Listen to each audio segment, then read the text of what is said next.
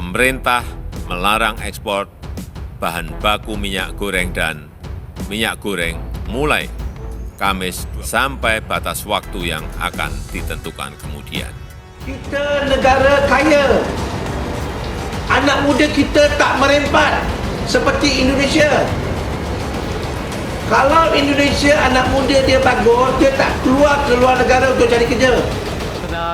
Kita sangat mampu untuk swasembada di bidang energi dan kelapa sawit akan menjanjikan kita bisa manfaatkan semua produk-produk kelapa sawit kita untuk menjadi biofuel, biodiesel, dan ini bisa meningkatkan pendapatan petani kita. Itu sih kalau menurut saya, yang punya Malaysia aja diperbolehkan masuk ke Indonesia, masa Indonesia nggak diperbolehkan masuk ke Malaysia, itu aja. Gara-gara ulah Indonesia, siapa sangka Malaysia makin tercekik. Dulu mengatur harga minyak sawit dunia, kini Malaysia keteteran gara-gara Indonesia tetapkan kebijakan ini. Harga minyak sawit mentah Malaysia akan tetap lemah untuk sebagian besar kuartal ketiga tahun ini, kata Menteri Komoditas Malaysia pada Senin 25 Juli. Ini terjadi setelah produsen saingan Indonesia menghapus pungutan ekspornya.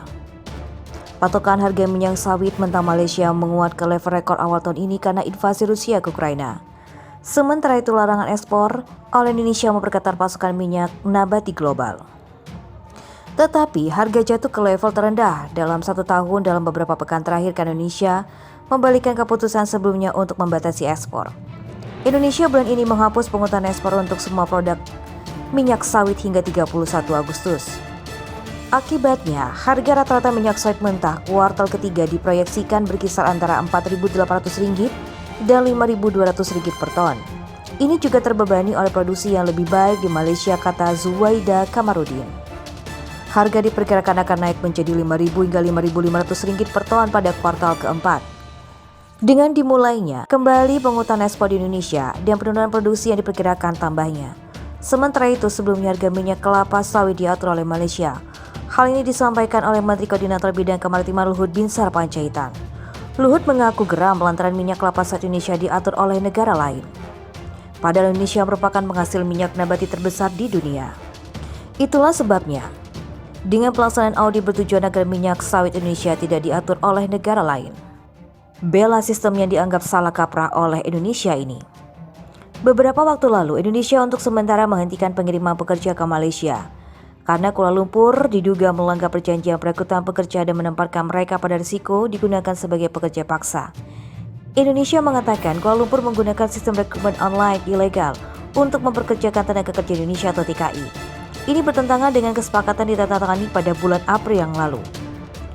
Utusan Indonesia untuk Malaysia, Harmono, yang menggunakan satu nama, mengatakan awal bulan ini bahwa apa yang disebut Maid Online System yang digunakan oleh Departemen Imigrasi Malaysia dapat membahayakan pekerja Indonesia karena memungkinkan mereka memasuki negara itu menggunakan visa turis sebelum mengajukan izin kerja. Membuat tenaga kerja Indonesia TKI rentan dieksploitasi di Malaysia. Meski demikian, ternyata pihak Malaysia masih kekeh dengan tindakannya menggunakan sistem online tidaklah salah. Mengutip Benar News, Menteri Dalam Negeri Malaysia Hamzah Zainuddin membela penggunaan sistem online dengan mengatakan siapapun yang memasuki negara itu harus memiliki dokumentasi yang tepat. Alex Ongs, aktivis buruh migran ke Malaysia, sebuah LSM menyebutkan langkah pemerintah Indonesia sebagai teguran lunak ke Malaysia yang dia tuduh tidak serius memperbaiki kondisi buruh migran. Malaysia tidak begitu menghargai hubungan kedua negara, kata Alex.